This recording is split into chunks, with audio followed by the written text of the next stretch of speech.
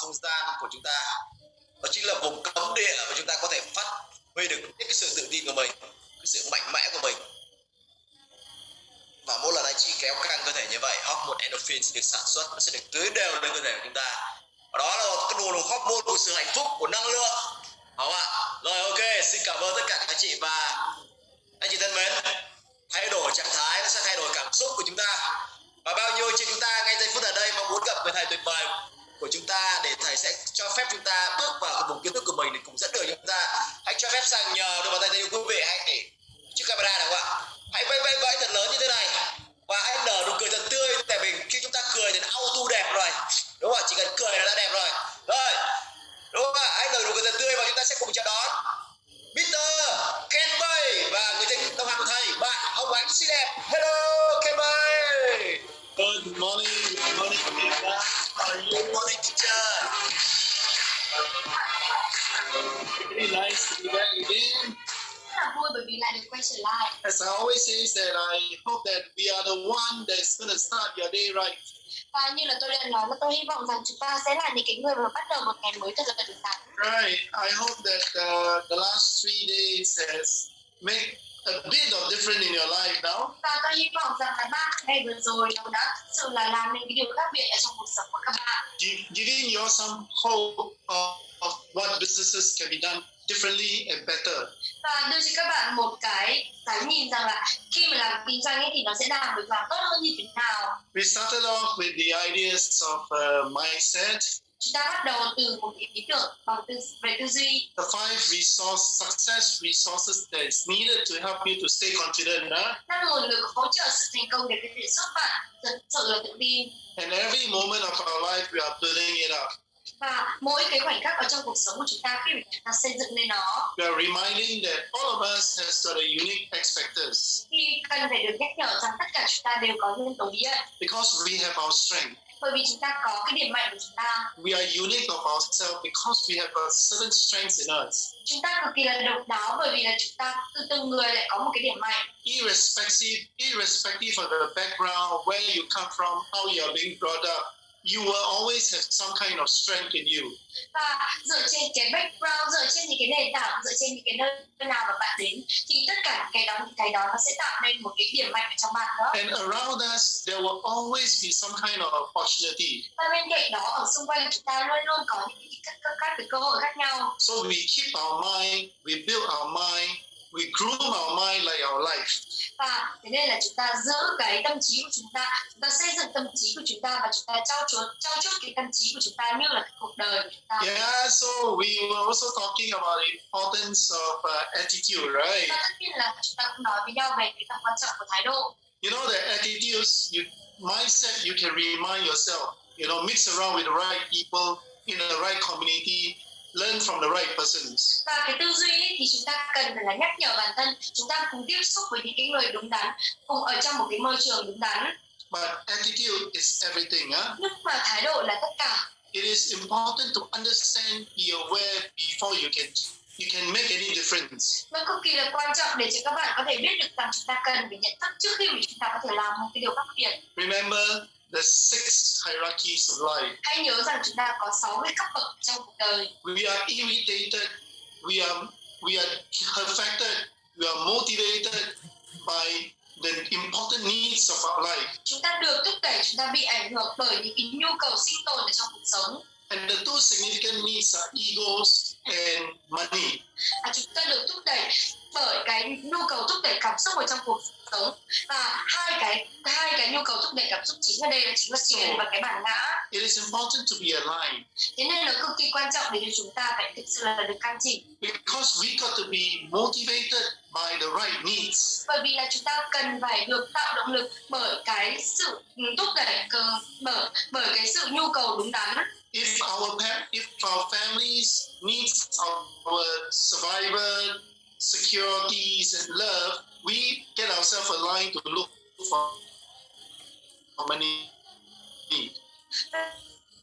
Cho cái sự an toàn hay là cho tình yêu thì chúng ta cần phải biết được rằng là chúng ta đang làm việc để có thể kiếm được tiền. Don't let our ego affect us because we got to be out there helping ourselves before we could help others. Đừng để cái tôi nó ảnh hưởng đến chúng ta, bởi vì là chính chúng ta phải giúp chúng ta trước khi mà chúng ta đi giúp được người khác.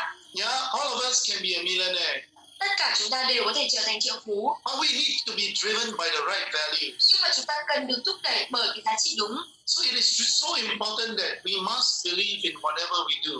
Thế nên nó cực kỳ quan trọng rằng là chúng ta cần phải tin vào những cái gì mà chúng ta làm. Right? Believe drive passions. Và những cái niềm tin đó nó thúc đẩy những cái đam mê. You know why sometimes people naturally sells well? Và thường ấy, các bạn có biết tại sao một cách cực kỳ tự nhiên mà người ta cũng vẫn bán hàng tốt không? Because they are so passionate about what they do. Bởi vì là người ta cực kỳ đam mê ở những cái gì mà người ta làm. If they are just so passionate about what they do, they sell, right? Và khi mà người ta cực kỳ đam mê ở những cái gì người ta làm thì người ta cứ bán thôi. And with a little bit of good techniques, Và chỉ cần là một chút những cái kỹ thuật tốt thôi, learning the right thing, học được những cái điều đúng, we can be a super salesman. thì với những cái điều đó chúng ta có thể trở thành một cái nhà bán hàng siêu. And of course, the last part of our attitude that is inside us, that we need a goal. Và cái phần cuối cùng ở trong cái phần thái độ chúng ta cần ở trong chúng ta, đó chính là chúng ta cần một cái đích đến. No matter how, by the day, by the minutes, by the year, by our life, we need to have some kind of an objective. Và từng ngày hoặc là từng phút hoặc là ở trong cuộc đời của chúng ta thì chúng ta cần phải có được một cái mục tiêu. Do you have a goal today, for example? Ví dụ như ngày hôm nay bạn có cái mục tiêu, cái đích đến của bạn hay không? What difference do we want to make? Đâu là cái điều khác biệt mà các bạn muốn làm? Right. What is it that we wanted to do to make our business better? Đâu là cái điều mà các bạn muốn làm để khiến cho cái doanh nghiệp của bạn nó trở nên tốt hơn? What is it that you want to get from Ken this morning? Đâu là cái điều mà các bạn muốn học từ Ken ngày hôm nay? How is it when you learn you're going to apply to your current situation to make life better? Những cái gì mà bạn học ấy thì bạn ứng dụng vào cái tình huống hiện tại như thế nào để khiến cho cuộc sống của các bạn tốt hơn? So it is just like a bird in our hands. Và nó giống như kiểu là một cái con chim ở trong tay của chúng ta. Think about this little bird in your hand. Hãy thử nghĩ về một cái con chim nhỏ ở tay của chúng ta. You hold it in your hand. Khi mà chúng ta giữ nó lại, You want it dead, you just squeeze it, you will be dead. và nếu mà mình muốn nó chết ấy, thì mình chỉ cần là nắm lại và mình chỉ cần nắm lại thôi và nó sẽ chết. If you let it go, you will fly. Và nếu mà mình mà để nó bay ấy, thì mình mà để nó đi thì nó sẽ bay. So technically, we are like the bird in our own hands. Và nói một cách máy móc ấy, thì chúng ta như những con chim ở trong cái chính bàn tay của chúng ta. That's the reason why life doesn't happen by chance. Thì đấy là lý do tại sao mà cái cuộc sống của chúng ta nó không bao giờ xảy ra tình cờ cả. It is the choice that we make. Nó là những cái sự lựa chọn mà chúng ta đưa ra. And you know that what happens in our mindsets, in our attitude, will what create a certain kind of behavior in us. Và những cái gì nó xảy ra ở cái tư duy, ở cái thái độ, nó sẽ tạo nên những cái hành vi của chúng ta. So every minute, every second, every moment of your life, you must be aware. Thế nên là từng cái giây phút, từng cái khoảnh khắc ở trong cái cuộc sống của các bạn thì các bạn phải nhận thức được. Awareness is a very, very important part of change. Cái sự nhận thức khi là một cái phần cực kỳ quan trọng của cái sự thay đổi nữa. So what is change about? Vậy thì cái thay đổi nó là cái gì? That's what today we need to discuss. Thì đấy là cái việc mà ngày hôm nay chúng ta cần phải thảo luận. Yesterday we talked about fast result. Ngày hôm qua chúng ta đã nói với nhau về kết quả nhanh. The three ways to get to fast result. 3 cái cách để có thể đạt được kết quả nhanh. So we had a good discussions after that. Thế nên là sau đó chúng ta có được một thảo luận khá là tốt, Particularly about selling. đặc biệt là về bán hàng. Now remember, this whole program is nothing but to focus on how to improve our performance in our career, in our job, in our business. Và cái chương trình này của chúng ta nó không tập trung vào cái gì ngoài cái việc của chúng ta tập trung vào cái hiệu suất, làm như thế nào để có thể tăng được hiệu suất ở trong cái cuộc sống của các bạn, ở trong cái sự nghiệp của các bạn. I always think that life is simple. Tôi luôn luôn nghĩ rằng cuộc sống nó rất đơn giản. Sometimes we are the one that make it so complicated Nhưng mà ourselves. nhiều khi thì chính chúng ta làm cho nó phức tạp lên. Yeah, so just keep it simple. Always have fun. Thế nên là hãy cứ giữ cho nó đơn giản thôi, hãy thực sự là cứ vui vẻ thôi. We just need to be clear in whatever we do. Chúng ta chỉ cần là rõ ràng ở những cái gì mà chúng ta làm. Sometimes we call it mindfulness. Và nhiều khi ấy là chúng ta phải có được cái sự tỉnh thức. Mindfulness is about awareness. Cái sự tỉnh thức ở đây nó chính là cái sự nhận thức. You are aware that people have their strengths and weaknesses. Chúng ta nhận thức được rằng là mọi người đều có những cái điểm mạnh và điểm yếu. We have a choice to look at their strength instead of the weaknesses. Và chúng ta có cái sự lựa chọn rằng là chúng ta có thể nhìn vào điểm mạnh của họ thay vì chúng ta nhìn vào điểm yếu. Although the road now in Hanoi, where I am now, is quiet, Và các bạn có thể biết rằng tôi đang ở Hà Nội thì con đường ấy nó cực kỳ là yên ắng, but it's peaceful, right? nhưng mà nó cũng rất là yên bình. So life is about how we look at it. Thế nên là cái cuộc sống ấy nó là cái cách mà chúng ta nhìn vào nó. And seriously, it's a choice that we make. Và nói một cách nghiêm túc thì đấy chính là cái sự lựa chọn mà chúng ta đưa ra. Now, when you understand that the three ways to get fast result, Vậy thì nếu bạn đã hiểu được về 3 cái cách để có thể đạt được kết quả nhanh, and I hope that yesterday the three ways of getting result.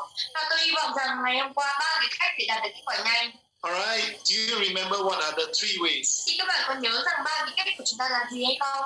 Please remind yourself. Please comment the three ways of getting fast result yesterday. Xin hãy nhắc nhở bản thân mình. Xin hãy comment trên 3 cái cách để đạt được kết quả nhanh mà chúng ta học ngày hôm qua là cái gì. Alright, we got three ways, remember? Hãy nhớ rằng chúng ta có 3 cách. Alright. I'm looking at it now. Thank you for responding. Cảm ơn bởi vì tất cả những câu trả lời của các bạn. Alright, that's good. You see that there are three ways that you know that when we go out there to do our business, to sell, alright, we need to know that there are three different ways that make things happen. Vậy thì khi mà chúng ta đi ra ngoài kia mà chúng ta muốn làm điều khác biệt mà chúng ta bán hàng á, thì chúng ta biết được rằng là có 3 cách để khiến cho mọi thứ nó xảy ra. And it works a little bit faster if we approach it that way. Và nó sẽ thành công một cách nhanh hơn nếu mà chúng ta tiếp cận cho nó theo một cách đấy. So we got a pedaling, right? Thì đầu tiên chúng ta có bán dạo. The focus is only result and transactional. Và cái tập trung ở đây đó chính là tập trung vào kết quả, và thường là nó bán hàng theo kiểu giao dịch. The need-based strategy, right? Tiếp theo là bán hàng dựa trên nhu cầu. And of course, the one stop. Và tất nhiên là cái dịch vụ một cửa nữa. Right? Whichever way there is a way to make us create results that we want. Và bằng cái cách nào chăng nữa thì nó cũng khiến cho chúng ta đạt được cái kết quả chúng ta muốn. Alright, then give me a high five. Vậy thì hãy đập tay với tôi. Alright, remember high five?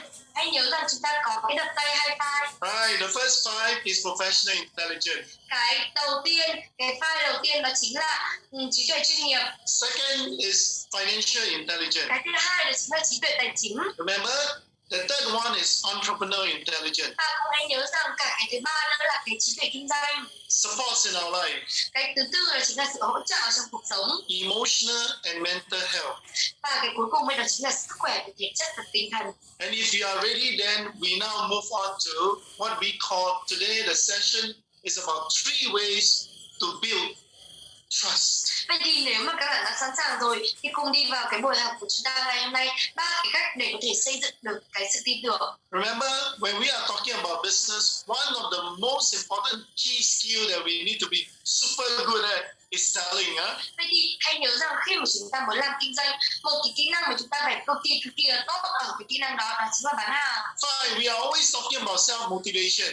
Và đúng vậy, chúng ta nói rất là nhiều về cái việc là tự tạo động lực cho bản thân. Self-motivation makes us excited, self-motivated, going out there to want to do it. Tự tạo động lực cho bản thân nó khiến cho chúng ta hào hứng hơn, tự tạo được động lực cho bản thân muốn đi ra ngoài kia và làm việc. You can attend a motivational talk. Các bạn có thể tham dự một cái chương trình truyền động lực. We can be motivated every morning. Và chúng ta cũng có thể là cũng có thể là tạo động lực mỗi buổi sáng nữa. You know what is the next important thing that we need to achieve? Vậy thì các bạn có biết cái điều quan trọng tiếp theo mà chúng ta cần làm được là gì không? Is to take action. Đó chính là hành động. And to take action, you must aware what sort of actions you want to take. Vậy thì để mà hành động ấy, các bạn phải nhận thức được rằng là cái hành động nào mà chúng ta cần. What is your objective? Đâu là cái mục tiêu của chúng ta? So today we are talking about three ways to build trusted relationship. Vậy thì ngày hôm nay chúng ta nói với nhau về 3 cái cách để có thể xây dựng được một cái mối quan hệ tin tưởng. Now these three ways of making relationship is a very, very common way.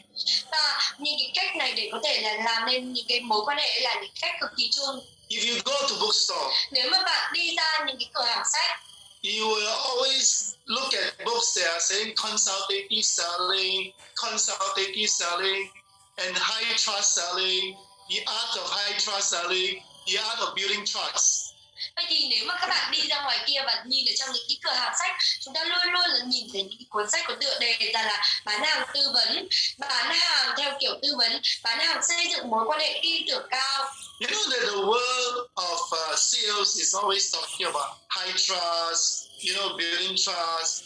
That's the reason why sometimes we forget about getting the result. Thế thì những cái mà ở trong cuộc sống bình thường chúng ta chỉ có nghe người ta nhắc đến là bán hàng tin tưởng cao, xây dựng những cái sự tin tưởng. Thế nên là nhiều khi chúng ta sẽ quên những cái cách mà có thể đạt được kết quả nhanh.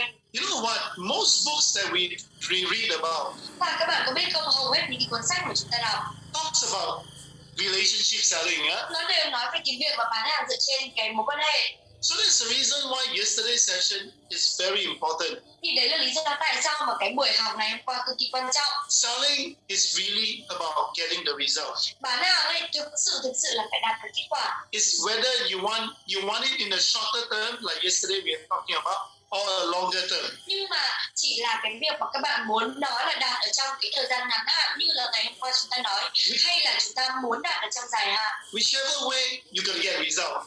Bằng cái cách nào đi chăng nữa thì các bạn cũng vẫn phải đạt được kết quả. You know that when I started my sales career, Các bạn có biết không, khi mà tôi bắt đầu cái sự nghiệp bán hàng của tôi, I don't have a lot of time.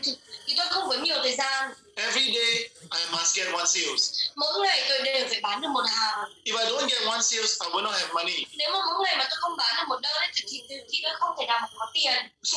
And I'm very young. Và cái thời đó là tôi cực kỳ trẻ. I'm a startup.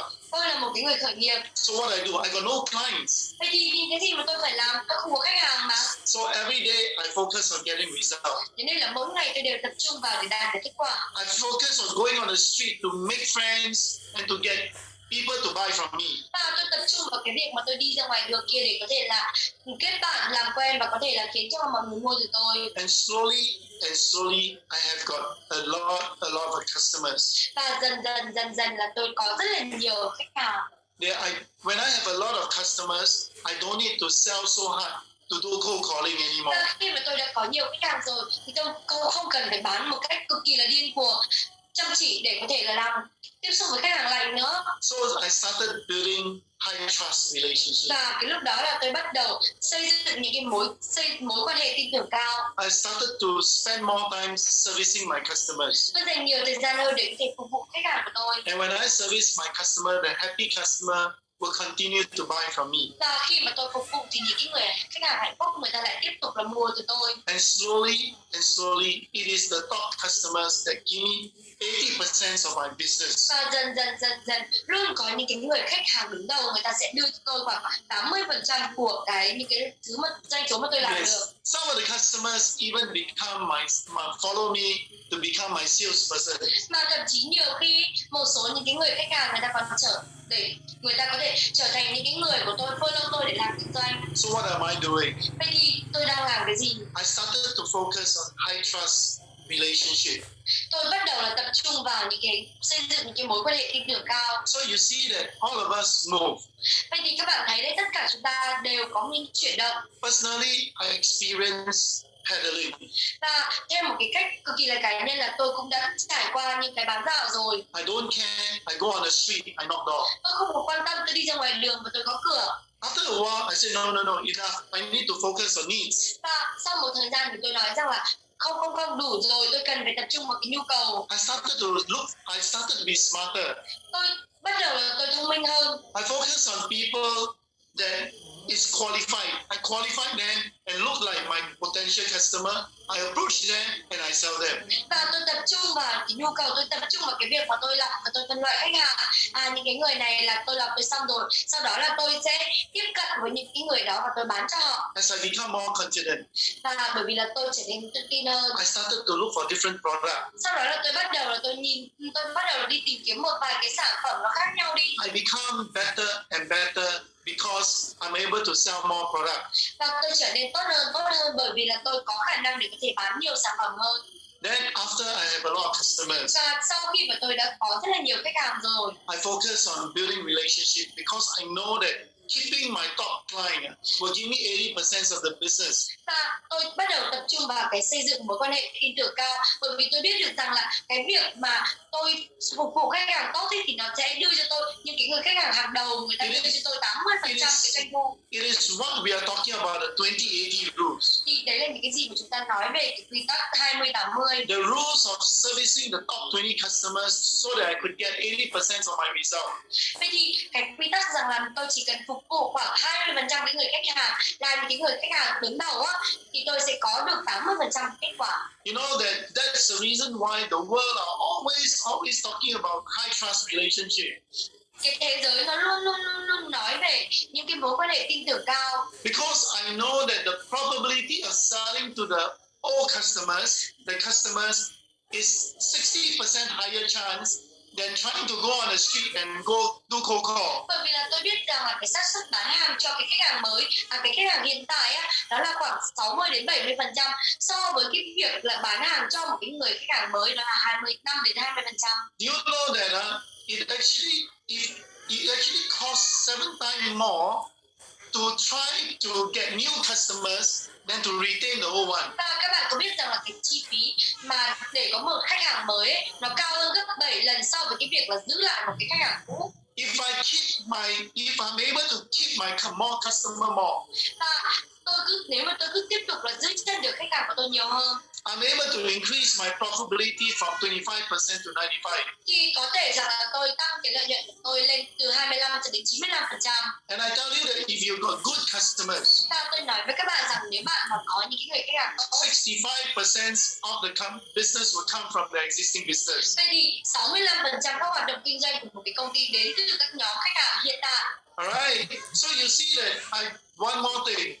Và còn một cái điều nữa, Loyal customers spend 67% more than a new one. và những cái khách hàng trung thành, người ta chi tiêu nhiều hơn 67% so với khách hàng mới. And when you have new customers, Và khi mà chúng ta có những khách hàng mới, 50% of your existing customer would want to try it.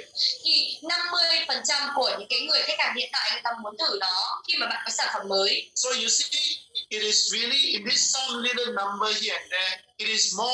It is actually very strategic, important that if you have a customer, you want to build loyalty with the customers. Vậy thì tất cả những cái số này nó nói cho chúng ta một cái điều rằng là nếu mà các bạn đã có khách hàng rồi thì các bạn cần phải xây dựng cái lòng trung thành của khách hàng. That is the reason why we always say that if you keep your customers, Và đấy là lý do tại sao khi mà mình đồng ý với nhau rằng mình cần phải giữ chân khách hàng, there will be endless chain of business. thì nó là một cái business vô hạn. You can upsell and cross-sell them. Chúng ta có thể bán thêm hoặc là bán chéo họ. You know what is upsell, right? You got one product, you keep increasing the values. Và các bạn biết gì thế nào là bán thêm phải không? Các bạn có một cái sản phẩm nhưng mà sau đó là các bạn cứ liên tục là tăng lên. Or you can cross-sell them, meaning the new product comes in different product. You keep cross-selling them. Hoặc là chúng ta có thể bán chéo rằng là một cái sản phẩm đi vào thì có thể là một vài những cái sản phẩm mới chúng ta lại bán được cho họ những cái sản phẩm khác. You sell them a house. Và chúng ta ví dụ bán cho họ cái ngôi nhà. You cross-sell them into taking bank loans, taking loans from the bank for the house. Vậy thì khi mà chúng ta bán chéo, khi mà chúng ta bán cái ngôi nhà cho họ ấy, thì chúng ta còn bán chéo khiến cho người ta còn đi vay nợ ngân hàng nữa. Alright, do renovations for the house. Và làm những cái cải tạo cho cái ngôi nhà. Whatever it is, you can cross-sell them. Và dù bằng cái cách nào đi chăng nữa thì chúng ta vẫn có thể bán chéo cho họ. Yeah, a good customer will always refer you more people to sell to. Và những cái người khách hàng tốt thì luôn giới thiệu cho khách hàng cho bạn để có thể bán. And the next thing is that today it is so important to make sure that they give you the testimony. Và ngày nay cực kỳ quan trọng để có thể đảm bảo rằng là người ta đưa cho bạn những cái chứng thực. Because social media are very powerful. Bởi vì là cái mạng xã hội cực kỳ là mạnh mẽ, có sức mạnh. If you have good customers, nếu mà bạn có được một cái người khách hàng tốt, they will actually endorse you in the social media. thậm chí người ta còn chứng thực phản hồi cho bạn ở trên mạng xã hội. And they will keep on coming back. Và người ta cứ liên tục là quay lại. So today what we are talking about, ladies and gentlemen, is really to build how to build the high trust relationship. Vậy thì thưa quý vị và các bạn, ngày hôm nay chúng ta nói chuyện với nhau làm như thế nào để có thể xây dựng được những cái mối quan hệ tin tưởng cao, To make your business more profitable. để có thể khiến cho cái doanh nghiệp của các bạn nó càng có lợi nhuận hơn. So today you need to know that these are the three ways that you can do it. Vậy thì ngày hôm nay chúng ta biết được rằng đây có 3 cái cách để chúng ta có thể làm được cái điều đó. And the three methods of building your trusted relationship. Vậy thì đây chính là 3 cái phương pháp để có thể xây dựng lên cái mối quan hệ tin tưởng của các bạn. So I want to assure you all that look here, everyone can sell. Và tôi muốn nói với các bạn, tôi muốn đảm bảo với các bạn rằng là tất cả chúng ta đều có thể bán hàng. Indeed, everyone can do business Và too. thực sự là tất cả chúng ta cũng đều có thể là làm kinh doanh nữa. If selling skill is the key skills of business, Nếu mà cái kỹ năng bán hàng là kỹ năng quan trọng ở trong làm kinh doanh. you see that there's a saying that if you are always selling, you always make money. Và có một cái câu nói rằng là nếu mà các bạn luôn kiếm tiền thì nếu mà các bạn luôn bán hàng thì các bạn luôn kiếm được tiền. If you always be buying, you will be going broke. Nếu mà các bạn luôn mua hàng ấy thì có một ngày chúng ta cũng sẽ đổ vỡ. So make sure that your selling activity is always higher than buying activity. Thế nên là đừng có để cho chúng ta bị phá sản, bởi vì nếu mà tiêu xài nhiều, mua nhiều như thế thì chúng ta sẽ bị phá sản. Thế nên là hãy đảm bảo rằng là chúng ta kiếm được nhiều, chúng ta bán được nhiều hơn là cái việc của chúng ta mua. So ask yourself every day, how many times are you selling to a person a new idea, a new product, or something? Vậy thì thử hỏi bản thân xem mỗi ngày chúng ta dành bao nhiêu thời gian để có thể là gặp một người mới, chúng ta dành bao nhiêu thời gian để có thể bán sản phẩm. How many times are you coming out money to buy something? Và bao nhiêu thời gian mà chúng ta bỏ tiền ra để chúng ta mua một thứ gì đó. If you're always selling, your selling activity is always higher than buying activity, you're quite safe. Nếu mà những cái hoạt động bán hàng của các bạn mà nó nhiều hơn những cái hoạt động mua hàng ấy thì các bạn khá là an toàn. If you're always buying and selling chuk chuk, you sure gone. Nhưng mà nếu mà bạn luôn là mua hàng nhưng mà bạn chỉ bán hàng một xíu thôi thì chắc chắn là không được rồi. That's why most of us are in people business. Thì đấy là lý do tại sao tất cả chúng ta đều ở trong những cái business để So con người. that's the reason why, as long as you're with people, you'll be in business. Thì đấy là lý do tại sao mà miễn là các bạn cùng với con người thì đấy là các bạn đang ở trong kinh doanh. So let's look at these three ways of building high trust relationship in selling. So three ways of building high trust relationship. Vậy thì ngày hôm nay chúng ta có 3 cái cách để có thể xây dựng được những cái mối quan hệ tin tưởng cao. Alright. The first way Cái cách đầu tiên is what we call counseling way. đó chính là cái cách mà chúng ta gọi là cái tham vấn. How do we counsel people? Làm như thế nào để chúng ta có thể là tham vấn cho người khác? You know that a counseling relationship is something that we always wanted to focus on building relationship. Vậy thì ở trong những cái mối quan hệ ấy, thì ở đây cái cách tham vấn ở đây đó chính là chúng ta luôn là muốn xây dựng những cái mối quan hệ. Our focus is always in that person that we are talking to. Cái sự tập trung của chúng ta luôn là ở trong cái người mà chúng ta đang nói chuyện. There's very little focus on selling the person Nó rất là có ít những cái sự tập trung vào cái việc mà bán hàng. because you think of the person first. Bởi vì là khi mà bạn tập trung ấy, thì bạn nghĩ về cái người đó trước. The second way is that you focus on planning. Và cái cách thứ hai đó chính là các bạn bắt đầu là làm lên kế hoạch. Think about what you do in planning. Vậy thì bạn thử nghĩ về những cái gì mà các bạn làm ở cái việc lên kế hoạch. You got to step by step process the system Và các bạn cần phải từng bước một ở trong cái hệ thống quy trình to help a person to solve problem. để có thể giúp đỡ cái người đó để có thể giải quyết vấn đề. Of course, in selling, it's all about solving people problem, Và right? tất nhiên là ở trong bán hàng ấy, nó đều là cái việc mà chúng ta giúp đỡ người khác giải quyết vấn đề. When there's a problem, there will be there's a sales speech. When there is a problem from the buyer, that's where we go in and sell, right? Vậy thì bởi vì là nếu mà cái người khách hàng người ta có vấn đề thì đấy là cái lúc mà chúng ta đi vào và chúng ta giải quyết mà. Of course, the last method is providing advice. Và tất nhiên là cái phương pháp cuối cùng ấy, đó chính là cái việc mà chúng ta đưa ra những cái lời khuyên. What are we talking about advisory? Khi mà chúng ta nói đến cố vấn ấy, là chúng ta nói đến cái gì? Basically, you form a relationship with the other person Và thường ấy là chúng ta sẽ tạo nên cái mối quan hệ với một cái người khác and guide them và có thể dẫn dắt họ to achieve their objective. và dẫn dắt họ để có thể đạt được cái mục tiêu. Alright, they look at you as a master, Người ta nhìn với bạn với một cái ánh mắt của một cái chuyên gia, as somebody that they respect and they will respect you. một số những cái người ấy, người ta sẽ tôn trọng các bạn. So we provide Thế advisory. nên là mình mới đưa đưa ra cho người ta những cái lời khuyên. So in every way, sometimes when we are becoming more and more successful, people want us to be their advisor. Vậy thì nhiều khi ấy là chúng ta thành công ở trong cuộc sống thì người ta muốn chúng ta trở thành cái nhà cố vấn cho. They will try to, as much as possible, develop a longer term relationship with us. Người ta sẽ cố gắng là để có thể là làm những cái mối quan hệ, người ta sẽ cố gắng xây dựng những cái mối quan hệ dài hạn của chúng ta. So there are three ways that you can build a high trust relationship. Thế nên là có 3 cái cách để chúng ta có thể xây dựng nên cái mối quan hệ tin tưởng cao. And normally when we build a business relationship with people, Và thường ấy là chúng ta xây dựng những cái mối quan hệ với người khác.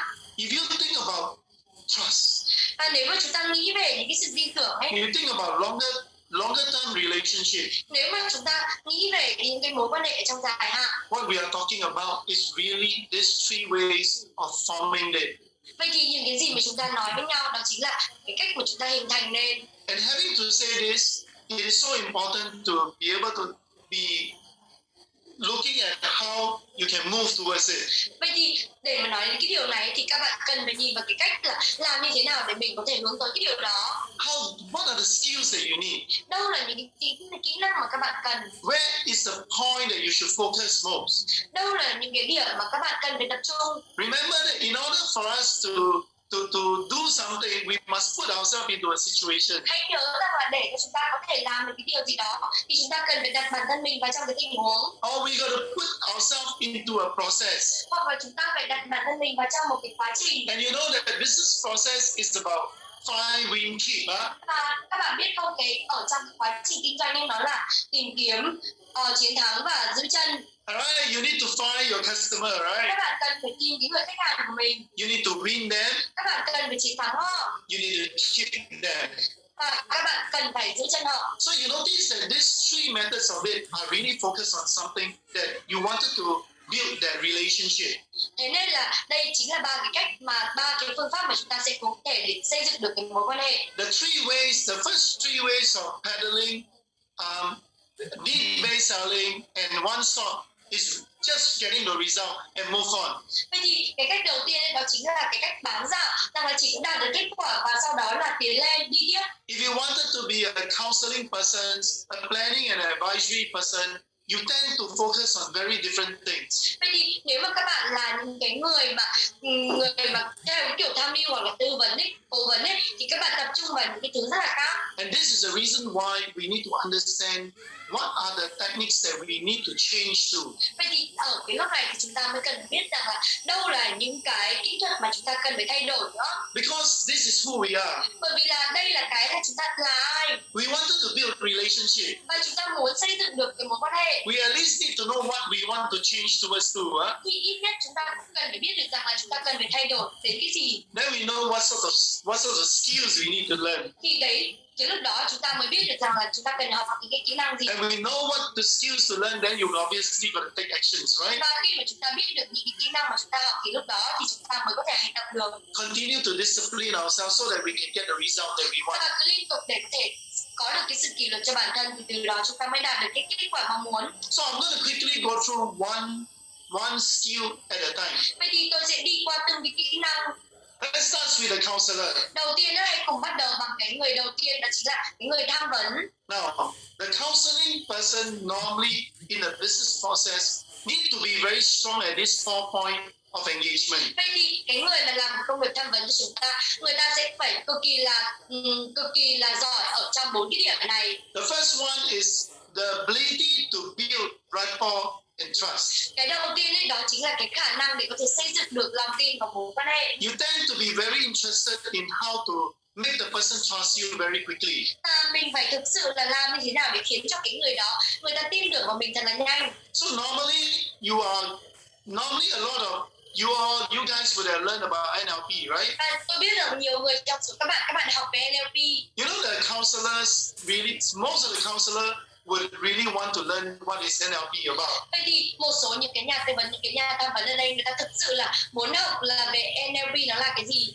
you can, you know, the NLP sometimes teaches people to cry, to laugh, to think about certain pain point, and then the person react to it. Và khi mà chúng ta nói về NLP là nhiều khi người ta sẽ khiến cho người ta khóc, khiến cho người ta cười và chạm vào những cái nỗi đau, và nhiều khi khiến cho người ta cảm thấy buồn về điều đó. The counselor always make the person see the pain point. Như thường ấy là những cái người tư vấn, những cái nhà tham vấn này, người ta sẽ khiến cho cái người đấy, người ta nhìn thấy được những cái điểm đau. And they will like observe. Và they will observe that this person are reacting and responding to it. Và sau đó là người ta nhìn thấy rằng là cái người này, người ta phản hồi và người ta đưa lại cái câu trả lời cho cái sự nỗi đau đó. Yeah. So this sort of skills to build connection by the counselor using the counseling skill is very important. Vậy thì cái kỹ năng này chúng ta sử dụng cái sự kết nối để có thể là có được những cái kỹ năng về tham vấn, đây là cực kỳ quan trọng. Yeah. So this, if you are counseling a person, và nếu các bạn đang tham vấn cho một người, this point of engagement and the skill is very critical. Thì ở trong những cái điểm gắn kết này và những cái kỹ năng cực kỳ là quan trọng. And the trouble is this, or the good thing is that counselor don't focus on closing sales. Vậy thì có một cái điều nữa, đó chính là cái người nhà tư vấn ở đây người ta không tập trung vào bán hàng. Remember, người ta không tập trung vào chốt sale. Remember, it is good and it is also bad. Và các bạn hãy nhớ rằng cái điều này nó vừa tốt mà nó vừa xấu. You make your client trusted you more. Và chúng ta khiến cho cái người khách hàng của mình tin tưởng vào mình nhiều hơn. Because you want them to feel that I'm not here to sell you anything. Bởi vì là mình khiến cho họ cảm thấy rằng là mình ở đây không phải là để làm gì cho họ cả. I want you to understand that I'm more care for you than trying to do business. Và mình cảm thấy khiến cho họ cảm thấy rằng là tôi ở đây bởi vì là tôi quan tâm đến bạn nhiều hơn là cái việc mà làm kinh doanh. Is there anything wrong? Vậy thì có gì sai hay không? I don't think there's anything wrong. Tôi không nghĩ là có cái gì đó sai đâu. The only problem is that you don't just close sales if it's sales. Chỉ có một cái vấn đề, đó chính là bởi vì là chúng ta đang bán hàng nhưng mà các bạn lại không chốt sale. Yeah. Thì đấy là một vấn đề. So what you see, so in winning sales is this, that the problem with counseling is that the focus is never in sales. Vậy thì ở trong bán hàng ấy thì một cái vấn đề của cái người này đó chính là cái sự tập trung ấy không bao giờ là chốt tất cả. So that's the reason why you notice that yesterday there's this friend of us that asked about, hey, I'm a counselor. Thì các bạn hãy nhớ rằng ngày hôm qua chúng ta có một cái người bạn nói rằng là ê, tôi là cái nhà tư vấn. How do I close sales? Làm thế nào để tôi có thể chốt được sale? So you notice that while if you are doing counseling, you've got a different kind of relationship with the customer.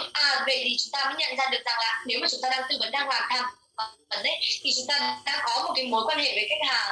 There's no wrong, alright? It is good. Cái điều đó nó không đúng hay sai nhưng mà nó tốt. Now, when you start thinking about, no, I need to have fast sales. Nhưng mà nếu mà chúng ta bắt đầu là nghĩ rằng là không, tôi cần phải có được kết quả một cách nhanh chóng, có được cái sale một cách nhanh chóng. So the chances is that you need to move towards the transactional, right? Vậy thì cái cơ hội bây giờ đó chính là các bạn phải dần dần chuyển sang cái bán hàng phải theo phương thức giao dịch. So the importance of being aware. Awareness is important. Vậy thì bây giờ là cái sự quan trọng của cái việc nhận thức. Once you understand this, it's easier for you to switch yourself to get the result that you want. Vậy thì một khi mà các bạn đã hiểu về cái điều này là cái lúc mà các bạn có thể là chuyển đổi bản thân mình đến những cái thức, lúc mà những cái thứ mà các bạn muốn. Example, you are practicing counseling all the time. Ví dụ như bạn là một cái người tham vấn mà Because you are naturally a person that want to connect with people and build high trust. bạn là một cái nhà tham vấn một cách tự nhiên, bởi vì là các bạn là một cái nhà tham vấn một cách cực kỳ là thực hành, bởi vì là các bạn làm nghề. Bởi vì tại sao? Bởi vì là chính bản thân các bạn một cách tự nhiên là các bạn luôn luôn là có được cái niềm vui khi mà tiếp xúc với con người. But you need to aware that at some point I need to be a painter. Nhưng mà chúng ta cần phải biết được rằng là ở một số điểm chúng ta cần phải trở thành một cái người họa sĩ. I need to solve the problem very quickly. Chúng ta cần phải giải quyết vấn đề một cách nhanh chóng. Then I need to be a need-based salesperson. Thì cái lúc đó thì chúng ta cần phải trở thành một cái người bán hàng theo kiểu tập trung vào những cái nhu cầu. Then what? When you keep the customers. Vậy thì cái điều gì tiếp theo khi mà chúng ta giữ cái người khách hàng? You know that your ability to service the customer long term is very key. Vậy thì những cái khả năng để có thể giữ chân khách hàng ở trong dài hạn nên nó là chìa khóa. And very often we always focus on how to connect with the customers regularly. Và thường ấy là chúng ta sẽ bắt đầu nghĩ về cách làm như thế nào để có thể kết nối với khách hàng một cách thường xuyên. And you must remember that actually you probably will need what we call a CRM system. Và thường là chúng ta sẽ bắt đầu là cần một cái hệ thống CRM. If you need to build a long-term relationship, it is important to have a system. Nếu mà chúng ta muốn xây dựng một cái mối quan hệ có cái độ dài hạn á, thì nó là quan trọng để chúng ta có một cái hệ thống. A counseling approach of a person's focus on really long-term relationship. Cái cách mà tiếp cận theo kiểu tham vấn ấy, nó thực sự là theo cái cách mà mối quan hệ trong dài hạn. And the thing is that you always wanted something where the customer is so happy with you, they will refer people to you all the time. Và bên cạnh đó các bạn cũng muốn tập trung vào một cái điểm đó chính là nếu mà cái người khách hàng người ta hạnh phúc với bạn, người ta vui vẻ với bạn thì người ta sẽ bắt đầu giới thiệu cho bạn. So this 4 point of engagement is a very critical skill of a counseling strategy. For counselors. Vậy thì những cái điểm ở trong này, ở trong cái quy trình gắn kết khách hàng, thì đây là những cái điểm, là những cái kỹ năng cực kỳ là cần thiết cho cái người tham vấn này. So remember that when at certain time you wanted to engage people and get them to really trust you and believe you, these are the 4 points of a contact that you need to build to be effective in your business. Vậy thì hãy nhớ rằng khi mà chúng ta tiếp xúc với một người nào đó mà chúng ta muốn rằng họ tin tưởng và họ tin chúng ta, thì đây chính là cái phương pháp mà các bạn có thể xem. The next way is actually a planning way. Và cái cách tiếp theo đó chính là cách lập kế hoạch. You know there are a lot of customers sometimes like us because we plan very well for them. Các bạn có biết được rằng nhiều khi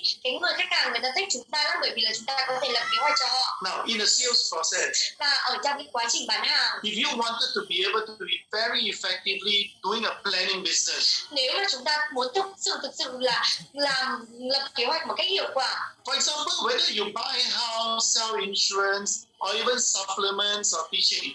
Và kể cả là các bạn có mua những cái ngôi nhà, hoặc là các bạn bán bất động sản, bán những cái thực phẩm chức năng hay là dạy học. You wanted to present, you know that becoming a planner is very important. Thì các bạn biết được rằng là cái việc mà trở thành một cái người lập kế hoạch ấy là cực kỳ quan trọng. So when you have a leads, Vậy thì khi mà các bạn đã có được cái khách hàng rồi, you need to have a very good skill and you need to be your ability to qualify the person is very key. Vậy thì khi mà mình đã có khách hàng rồi thì cái khả năng của các bạn để có thể lọc, để có thể phân loại khách hàng là cực kỳ quan trọng. Because as a planning person, you need to know that the person has got a certain profile of pain point for you to plan.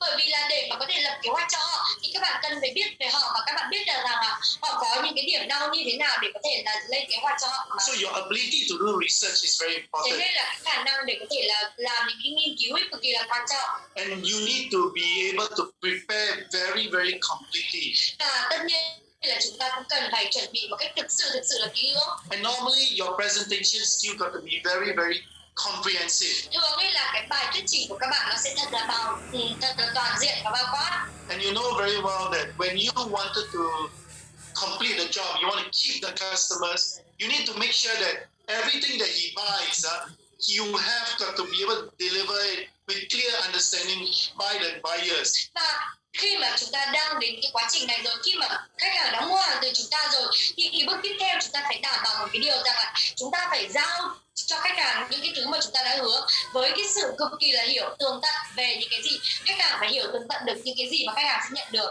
What are the important skills when you are practicing planning skill? Vậy thì đâu là những cái kỹ năng cần thiết khi mà các bạn thực hành những kỹ năng lên kế hoạch này? It's really to get referrals. Đó chính là thực sự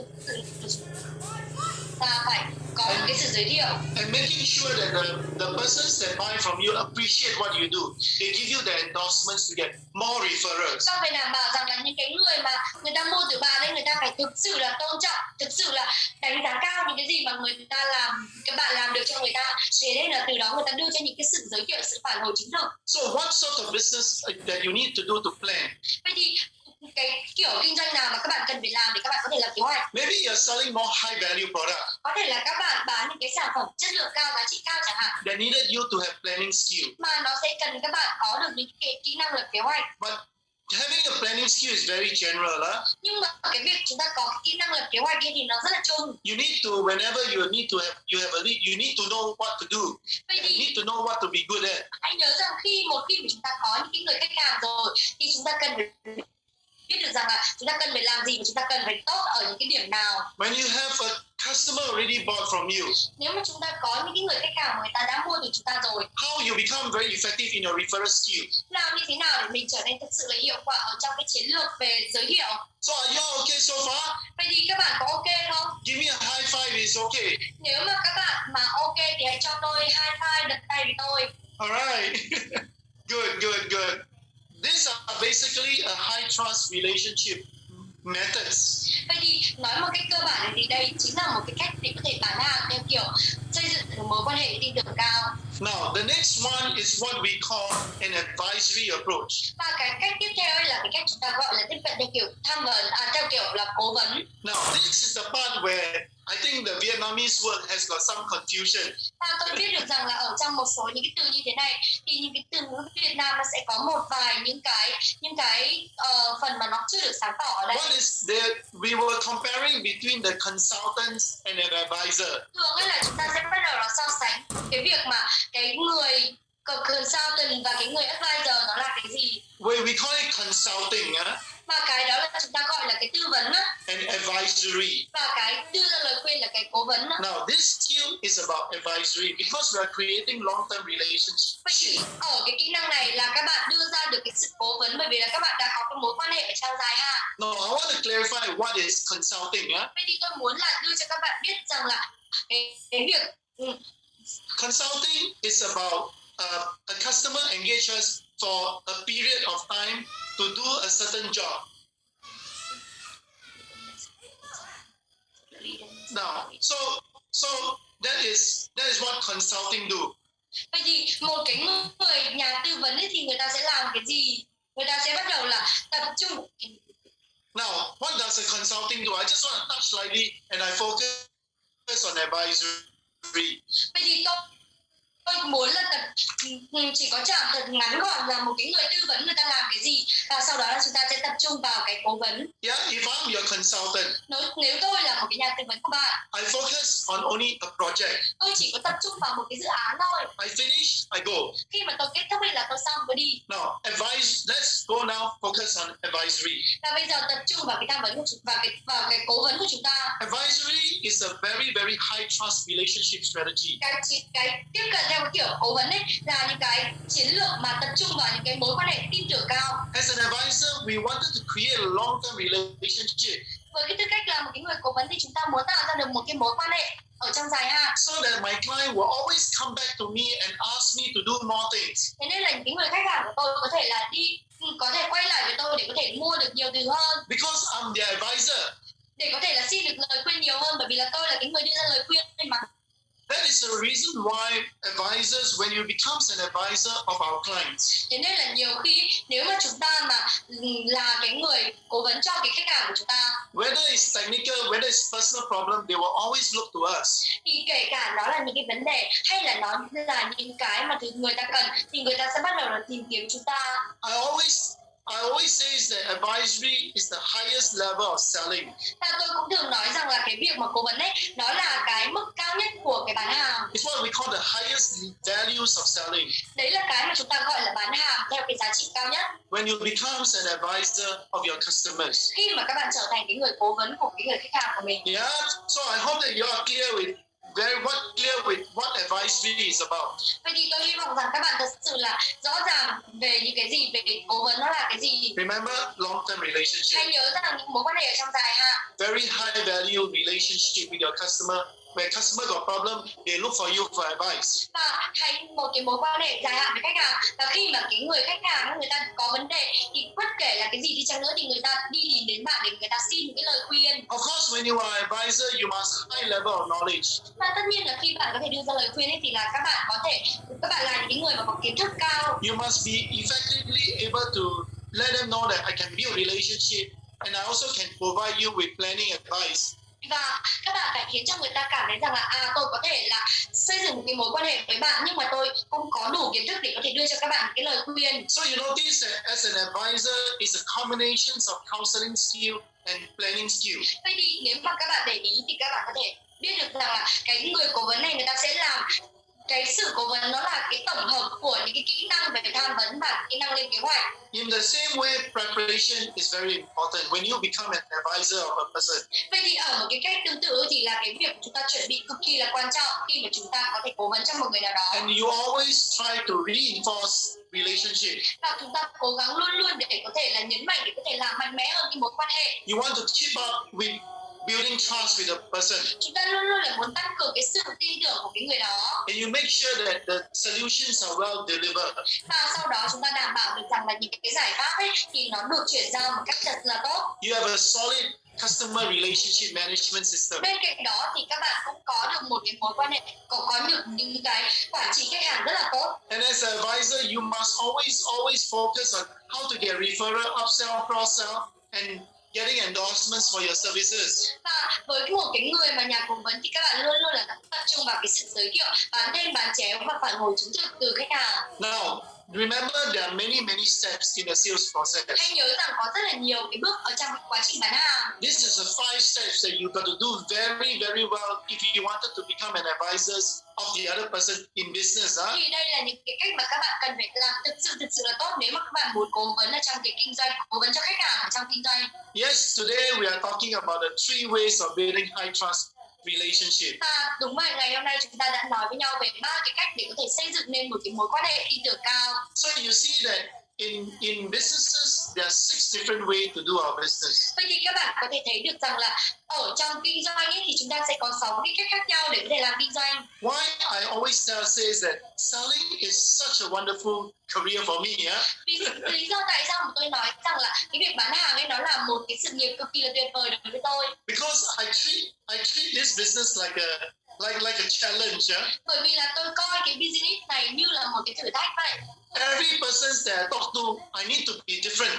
Và mỗi cái người mà tôi nói chuyện với họ ấy thì tôi cần phải khác đi. And I need to be good at the different roles that I play. Và tôi cũng cần phải cực kỳ là tốt ở những cái vai trò khác nhau mà tôi đóng. If I have a high value customers, Nếu mà tôi có những cái khách hàng mà giá trị cao I want to be his advisor thì tôi muốn là trở thành cái người cố vấn của anh so that ấy. I get more and more business. Thế nên là sau đó là tôi có thể là kiếm được nhiều business, nhiều cái kết quả hơn từ cái người này. And I tell you that loyal customers give us more business. Và tôi nói với các bạn rằng là những người khách hàng trung thành thì luôn luôn đem đến cái cơ hội trong kinh doanh cho chúng ta. And there are some customers that they don't want you to be advisor.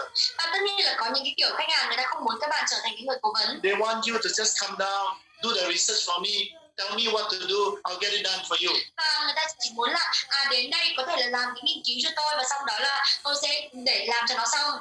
So as a planner, you need to be very good at a certain point of engagement. Vậy thì với cái tư cách là cái người lập kế hoạch thì chúng ta cần phải cực kỳ là giỏi ở một số những cái điểm. So that your business will continue to be good. Và từ đó thì cái business của các bạn mới có thể tiếp tục tốt được. And there are just some customers that just wanted you to listen to them all the time. Huh? Và sau đó là có rất là nhiều những cái người khách hàng người ta muốn là các bạn lắng nghe họ. And then you need to be care for the person. You need to build that relationship where they get you to start talking, get them to start talking, telling you your problem so that you can solve the problem. Vậy thì đây là cái lúc mà các bạn cần phải xây dựng những cái mối quan hệ, phải có được cái sự tin tưởng cao, sau đó là có được những cái cuộc nói chuyện với nhau và các bạn có thể giúp họ giải quyết được vấn đề. So you realize that actually there are just different ways of selling. Vậy thì chúng ta có thể nhận ra được rằng là nó chỉ là những cái cách khác nhau của bán hàng. Example, if you are a counseling person, Ví dụ như các bạn là một cái người bán hàng theo kiểu tham vấn, you never thought of focusing on result. chúng ta không bao giờ nghĩ về cái việc là bán hàng mà phải tập trung vào cái kết quả cả. That's the reason why I always been talking about awareness before change. Đấy là lý do tại sao mà tôi luôn luôn nói về cái nhận thức trước khi thay đổi. If you are aware of it, you know what to change. You need to be able to adjust yourself.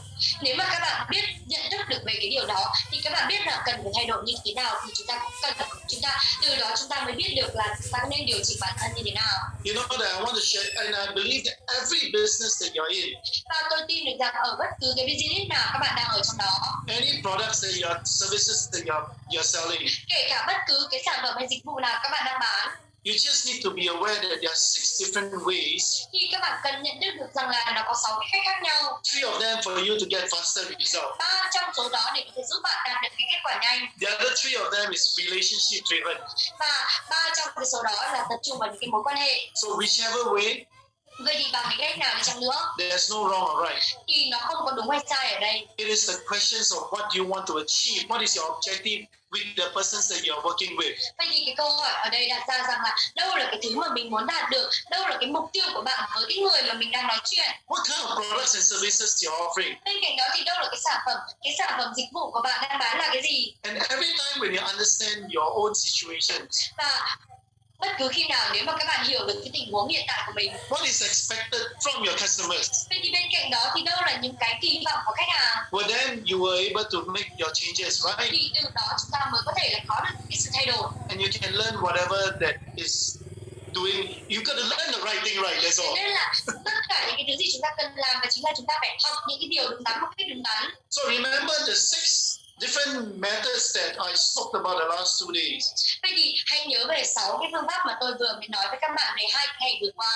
I hope that it helps you to be even more aware, Tôi hy vọng rằng nó sẽ giúp cho các bạn nhận thức được nhiều hơn. so that when you need to change, you know what to change. Thế nên là sau đó nếu mà các bạn muốn thay đổi thì các bạn biết là sẽ thay đổi như thế nào. Alright, so this is the time that I felt that most of you here would have done your STM report. Và tôi cũng biết được rằng là bây giờ là cái thời điểm mà hầu hết các bạn ở đây đã làm xong cái bài báo cáo STM của mình rồi. So that's where you are able to read the report and understand that, look here, the whole point of engagement, you are just different in a different way. Vậy thì mình mới nhìn ra một điều rằng là nếu mà mình có đọc cái bản báo cáo thì mình nhận ra rằng ở trong bất cứ cái điểm gắn kết khách hàng nào ở trong cả một cái quá trình ấy thì mỗi cái điểm là chúng ta đều tiếp cận theo một cách khác nhau. For example, in the report, Ví dụ như ở trong cái báo cáo của bạn, at closing attempt, ở trong cái việc nỗ lực chốt sale, you are a counselor. nếu bạn mà làm cái nhà tư vấn ấy So you notice that counselor at that point is not the best skill, huh? thì chúng ta mới biết được rằng là cái nhà tư vấn, cái hình mẫu nhà tư vấn ở cái điểm này không phải là cái kỹ năng tốt nhất, Because you will never focus on closing. bởi vì là chúng ta không bao giờ tập trung vào chốt. So this is awareness to you. Thì đây chính là cái sự nhận thức cho các bạn. Now, if you tell me, if you say that, look here, Ken, I really need to be getting result. Và bây giờ ví dụ như nếu mà bạn nói với tôi rằng là này Ken, tôi thực sự là muốn là đạt được kết quả, Then you need to be able to think like maybe a painter or actors or hunters in this case. thì ở trong những cái trường hợp như thế này các bạn cần phải nghĩ về những cái người thợ săn, họa sĩ hoặc là diễn viên. So you see, everyone can sell. Vậy thì các bạn thấy đấy, tất cả chúng ta đều có thể bán hàng. You just need to know how to sell. Các bạn chỉ cần là biết cách làm như thế nào để có thể bán hàng mà thôi. And the world of business is all about selling. Thế nên là cái thế giới của kinh doanh ấy nó là cái việc bán hàng. So today we spend a bit of time to talk about the three different ways of selling. Và ngày hôm nay chúng ta dành thời gian ra để nói với nhau về 3 cái cách khác nhau ở trong bán hàng. A selling methods that focus on relationship. 3 cái phương pháp bán hàng mà nó tập trung vào mối quan hệ. And what are the point of engagement that you're going to be even more effective. Và đâu là những cái điểm cực kỳ quan trọng mà các bạn cần phải thực sự là làm tốt ở những cái điểm đó. So with this, I hope that I've given you the whole new world of ways of selling. Vậy thì với cái điều đó tôi hy vọng rằng tôi đưa cho các bạn một cái thế giới mới của cái việc bán hàng. And I know that when I use the word selling, some people are not very comfortable. Tôi biết được rằng nhiều khi mà tôi sử dụng những cái từ bán hàng ấy thì nhiều người ta không có quá thoải mái. But the reality of life is that we need to sell. Nhưng mà cái thực tế ở trong cuộc sống đó chính là chúng ta cần bán hàng. If you can't accept if you can't accept selling, you will never be able to do business better. Nếu mà chúng ta không chấp nhận bán hàng ấy thì chúng ta không bao giờ có thể làm kinh doanh được tốt hơn. It's just that you need to have a different ways of selling and understand it well. Chẳng qua là chúng ta có những cái cách khác nhau để có thể bán hàng và chúng ta phải hiểu được nó.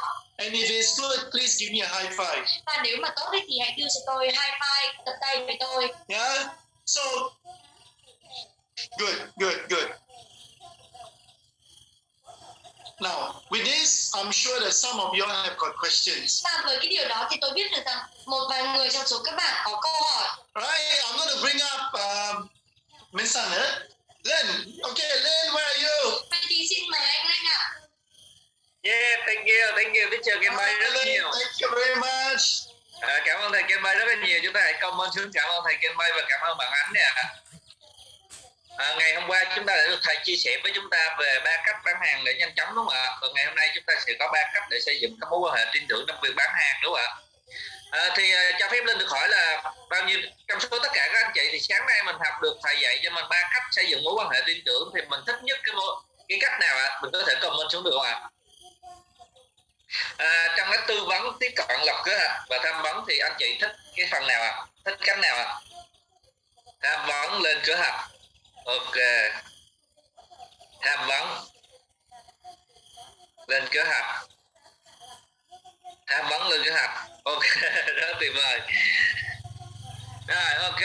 Sáng nay thì chúng ta đã được thầy chia sẻ về ba cái cách còn lại ha, ba cách còn lại để chúng ta xây dựng mối quan hệ tin tưởng. Nếu như ngày hôm qua chúng ta được thầy chia sẻ với chúng ta về cái cách để bán hàng nhanh chóng để chúng ta áp dụng trong cái giai đoạn đầu tiên, ở trong cái giai đoạn sinh tồn của một công ty startup hay là giai đoạn sinh tồn, khi mà chúng ta mong muốn tạo ra được một cái kết quả nhanh chóng trong cái việc kinh doanh của chúng ta, được không ạ? Bao nhiêu trong số tất cả anh chị mình thấy cái màn hình share của em rồi thì có thể comment giúp em số 1 được không ạ? Để em biết là các anh chị thấy màn hình share của em ạ. Và những anh chị nào mình có câu hỏi mà muốn đặt cho thầy thì hãy đặt vào cái form ha, cái form của ban tổ chức đã gửi lên trên cái dòng comment của mình. Các anh chị hãy đặt câu hỏi vào đó để tí nữa bạn Lê Tâm Thức sẽ tổng hợp các câu hỏi của các anh chị lại để hỏi thầy cho nó tập trung vào câu hỏi của mình ha, cho nó tập trung vào câu